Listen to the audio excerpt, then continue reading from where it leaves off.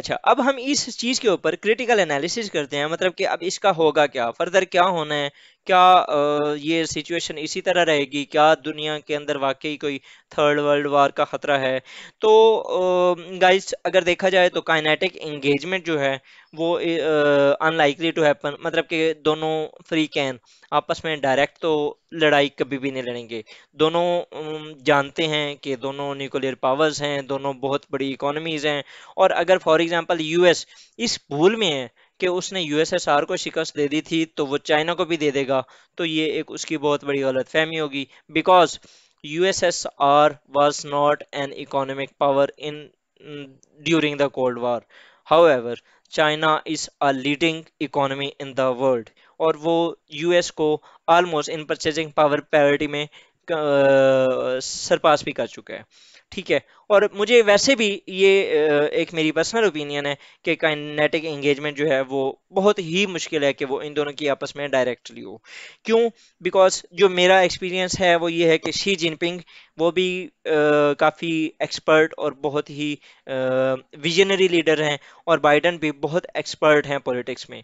तो मुझे नहीं लगता कि दोनों एक रेड लाइन को क्रॉस करेंगे। दूसरा, फिर अगर for example red line cross नहीं होती तो होगा क्या?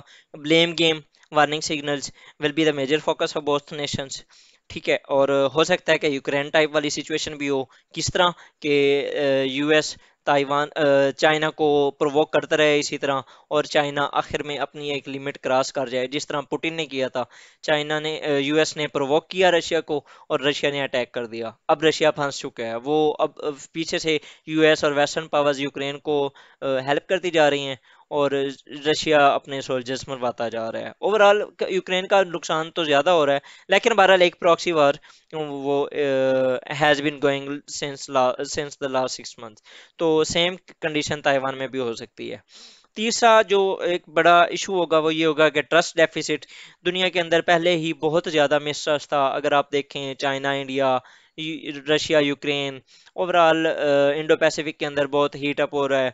तो ये जो यूएस और चाइना जो कि दो लीडिंग पावर्स थी, इनको चाहिए था कि दुनिया के क्राइसिस को मिलजुल कर हल करते, Covid 19, climate change, terrorism, economy, और मल्टीपल चीज़ें थी जिनके ऊपर ये काम करना चाह रहे थे और करते।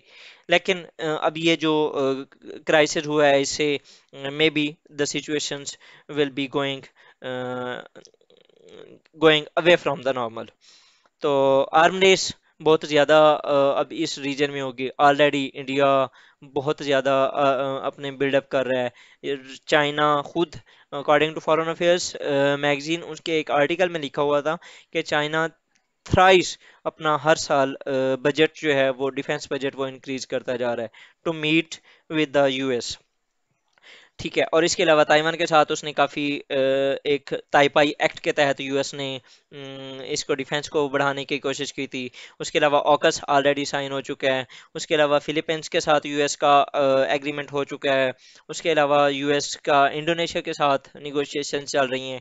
यूएस का जापान के साथ एक रेसिप्रोकल एक्सेस एग्रीमेंट हो चुका है। ऑस्ट्रेलिया और जापान का आपस में हो चुका है। मतलब कि मल्टीपल्स ना यहाँ पर एक आर्म्स बिल्डअप की रेस लग चुकी है ऑलरेडी। ठीक है, क्लाइमेट टॉक्स ऑलरेडी हो रही थी। शी जिनपिंग ने एक ग्रीन सिग्नल दिया था, लेकिन वो भी it is about to going to almost and.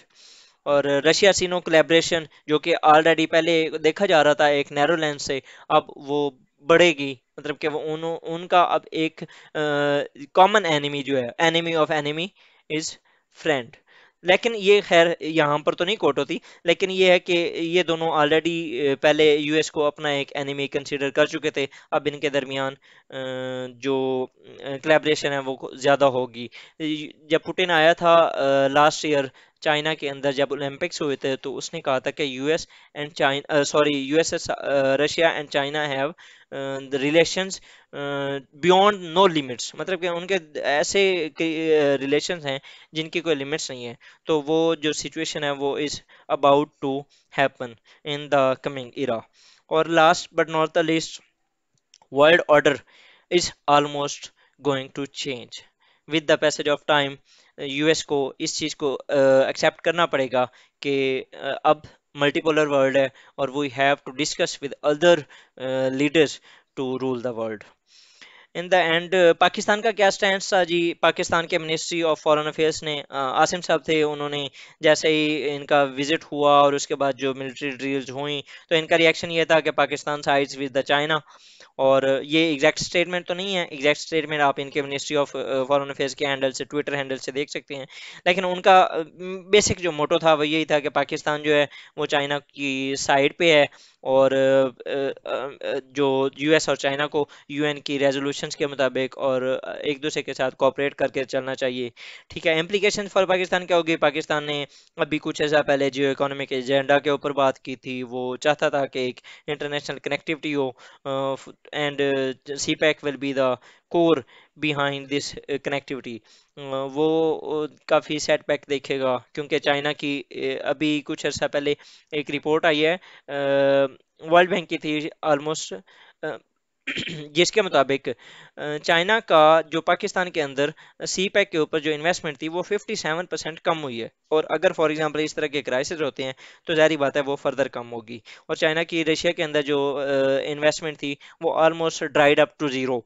तो ये फर्दर सिचुएशन जो होगा वो चेंज होगी, और अगर फॉर एग्जांपल इस तरह का कोई क्रिएट होता है क्राइसिस, तो ये जो पाकिस्तान का जियो इकोनॉमिक एजेंडा है वो भी सेटबैक फेस करेगा। दूसरा जो सबसे बड़ा इम्प्लीकेशन है पाकिस्तान के लिए वो ये है कि यूएस और चाइना, वो दोनों के लिए पाकिस्तान को जो बैलेंस रखना होगा वो बहुत मुश्किल होगा। Already Pakistan has been suffering US wrath. कैसे? मतलब कि वो हमारे जो उनके साथ रिलेशन ख़राब हुए हैं आफ्टर द विड्रॉल, उसके बाद पाकिस्तान का जो FATF में जाना, फिर 27 पॉइंट्स होने के बाद, फिर भी 26 पॉइंट्स होने के बाद भी पाकिस्तान का FATF में रहना, IMF की कड़ी शराइत, एंड सो। और चाइना के साथ हमारा क्योंकि एक बडी है, वो काफ़ी अरसे से हमें सपोर्ट कर रहा है इन हमारे टफ टाइम्स में, तो ये हमारे लिए एक बेहतर होगा कि हम एक बैलेंस अप्रोच के साथ चलें। लेकिन ये अमिडस्ट सच क्राइसिस, ये हमारे लिए काफ़ी तकलीफ दह सिचुएशन होगी। तो इसके साथ ही जी, अगर इसको हम कंक्लूड करें तो ताइवान क्राइसिस जो है वो बिल्ड अप हुआ तो है, लेकिन इसके बहुत से इम्प्लीकेशंस हैं। और देखा जाए तो यूएस चाइना को प्रोवोक करने की कोशिश कर रहा है, और ये बेहतर चाइना के लिए होगा कि वो प्रोवोक ना हो और कोशिश करे कि सिचुएशन को हैंडल करता रहे।